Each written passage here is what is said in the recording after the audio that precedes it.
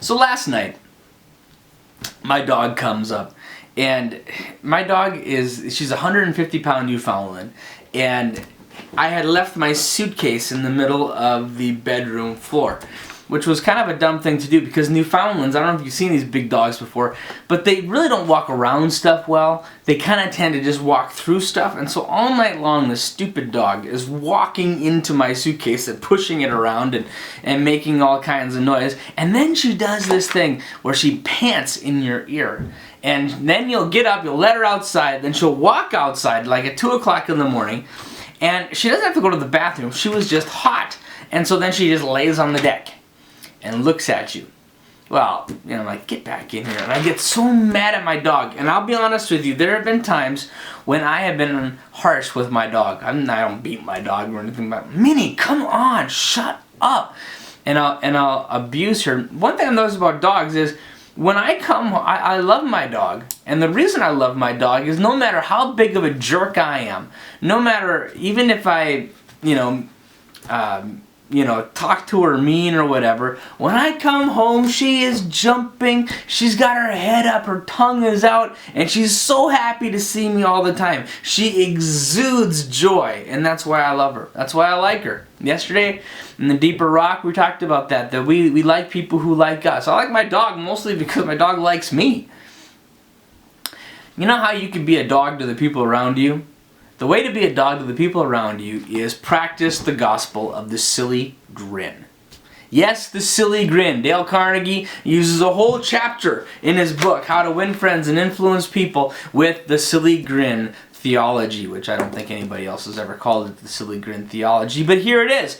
If you walk around with a silly grin, the people around you are going to be warmer, the people around you are going to be kinder, you're going to have more confidence. How about next time you're in a bad mood, put a silly grin on your face and try walking around your day and see how long you can stay in a bad mood. I was, 21 years old, 20 years old, something like that. It was my first day of college. I was going to Moorhead State, and my girlfriend had broken up with me the day before. I was just an idiot mess for that, and I was feeling really small, really insecure, because see, high school was a torture for me. I just hated school, and it was very hard for me. Just so to say that going to college was intimidating for me, it was. Now, turns out college is actually much better for me than high school ever was, both scholastically and everything else, but I didn't know that at the time.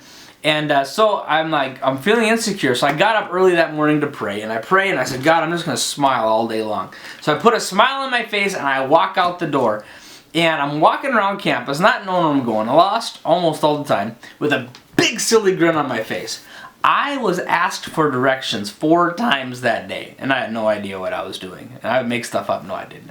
But wouldn't the people, hey, you go over here, and then be totally wrong. I didn't do that though, just so you know.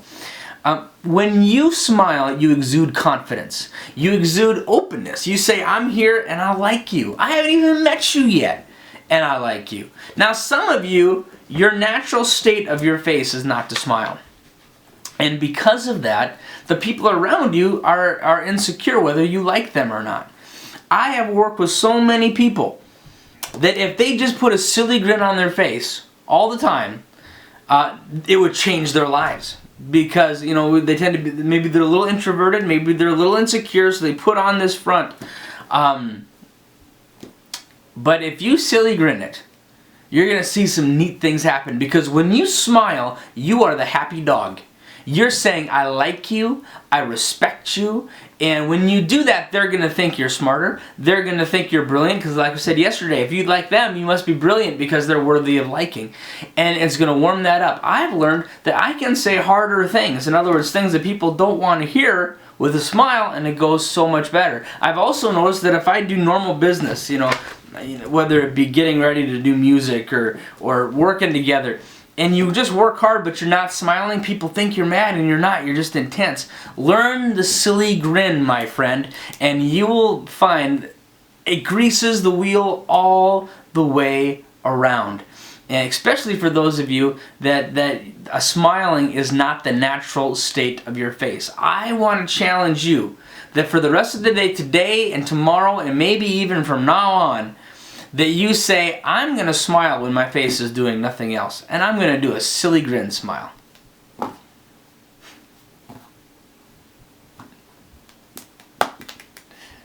Now, I'm not talking the fake smile. You ever done this one? I don't know what it is. My wife and I call it the fake smile pain. It's in the back of your head when you've been shaking hands at a reception or something, and you get the fake smile, pain. I'm not talking about that. Anyway, I want to encourage you to do that.